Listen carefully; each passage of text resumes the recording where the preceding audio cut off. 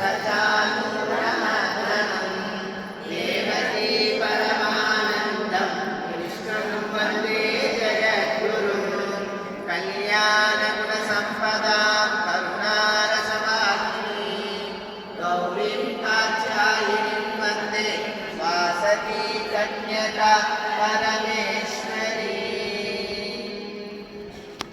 హరి ఓం. ఈరోజు చాలా విశేషమైన రోజు. ఈ ధనుర్మాస మహోత్సవ కార్యక్రమంలో ఈరోజు 16వ రోజు. ఈరోజు స్వామివారిని మేల్కొలిపిన రోజు అనమాట. స్వామి నిద్రను ఉపక్రమించి మళ్ళీ దర్శనమిచ్చిన రోజు అనమాట. ఆ స్వామివారి యొక్క నేత్ర దృష్టి మన మీద ప్రసరించాలి. స్వామి యొక్క మనసు వెన్నలాగా ఉంటుందంట. అందుకని స్వామికి ఈరోజు వెన్నతాళోత్సవ కార్యక్రమాన్ని చేసుకున్నాం. మన వాసవి పెరుగున క్షేత్రం నందు అఖిల భారతాశ్రీ వాసవి పెరుగున టెంపుల్లో విశేషంగా ఈరోజు ఈ కార్యక్రమాన్ని చేస్తున్నాం.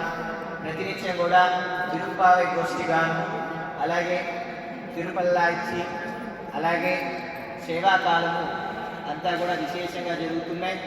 మంగళాశాసనం కూడా పెరుమాళ్ళకి విశేషంగా ప్రతినిత్య కైంకర్యం జరుగుతుంది. ఆ కార్యక్రమంలో భాగంగా ఈరోజు ఎంతో అద్భుతంగా, భక్తిపూర్వకంగా, శ్రద్ధపూర్వకంగా ఈరోజు ఈ కార్యక్రమం చేస్తున్నారు. క్షీరసాగరం మదనం జరిగినప్పుడు ఆ క్షీరసాగర మదనంలో అనేకమైన విషయాలు మనకు తెలుసు. అమృతం వచ్చింది, లక్ష్మీదేవి, గోవు, కల్పవృక్షము, అలాగే అలా విషయం కూడా వచ్చింది. మన జీవితం కూడా అలాంటిది. ఈ యొక్క చల్లకం ఎలా అయితే ఉందో జీవన విధాన శైలి కూడా అలానే ఉంటుందన్నమాట. ఎలా అయితే దాంట్లో ఉంటుందో శక్తి ఉంటేనే ఆ చల్లకము మన అలా చిరికేటప్పుడు ఆ కవం పైకి వస్తుంది. శక్తి లేకపోతే కిందకి వెళ్ళిపోతుంది మనలో. అట్లాగే జీవితం కూడా అలాంటిది. మనం ఒక స్థితిలో ఉండాలి, మునిగిపోకుండా ఉండాలి అంటే మనలో శక్తి కావాలి. అటువంటి శక్తి మాతే శ్రీమతి వాసవి కన్యకా పరమేశ్వరి అమ్మవారు. ఆ పరదేవత యొక్క పాదాల యందు ఉండి వాసవి పెరుగున క్షేత్రంలో మనం ఈరోజు వాసవి శాంతి ధామంలో ఈ ఉత్సవాన్ని చేసుకుంటున్నాం. అయితే స్వామివారి చల్లకవ్వానికి తాడుకున్న వైశిష్టతను మనం తెలుసుకొని స్వామివారిని కీర్తన చేస్తూ ఇక్కడ నిత్యగోష్ఠి గానం చేసే భక్తాదులు వాళ్ళు కూడా చక్కగా ఆ చల్లని చేస్తూ ఉంటారనమాట. దాన్ని కూడా అందరూ దర్శించవచ్చు. అది దర్శించడం మూలాన మన కర్మలన్నీ కూడా నశిస్తాయి. విశేషమైన అనుగ్రహం పరమాత్ముడు మనకు కృప చేస్తారనమాట. అయితే మీరందరూ ఉడిపి క్షేత్రాన్ని కొంతమంది చూసుంటారు. అందరికీ తెలుసు కదా ఉడిపి క్షేత్రం. ఉడిపి చూసారా? వెళ్ళారా ఉడిపికి?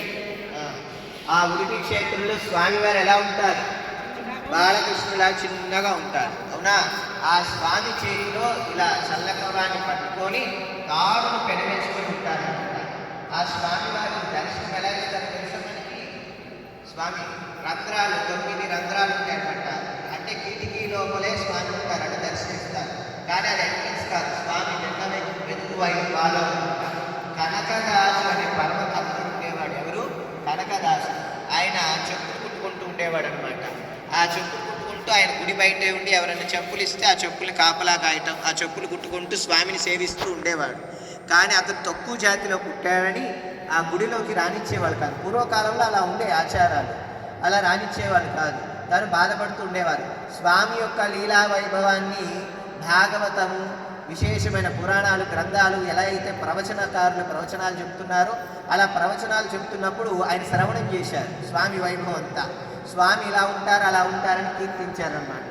కోలు కృష్ణ సాగర శయన కోలన్న కోలా హాలే గ్రామకి పాలాభిషేక కోలన్న కోలా కోలన్న కోలా అంటే స్వామికి శాలగ్రామం ఉంటైన స్వామికి పాలాభిషేకం చేస్తున్నారు. స్వామి ఇలా ఉన్నారంట. ఎలా ఉన్నారు స్వామి అంటే ఆయన రూపం ఇలా ఉందని చెప్తుంటే ఆ దివ్యమైన రూపాన్ని ఆయన దర్శిస్తూ ఆనందిస్తున్నారు. కానీ లోపలికి వెళ్ళటానికి లేదు, మనసులోనే ఆయన ఆనందాన్ని పొందుతున్నారు. ఒక్కరోజన్నా లోపలికి వెళ్ళాలని ప్రయత్నం చేస్తే ఆయన ఎవరు కూడా ఆ లోపలికి వెళ్ళి వస్తున్న వాళ్ళు స్వామివారు ఎలా ఉంటారని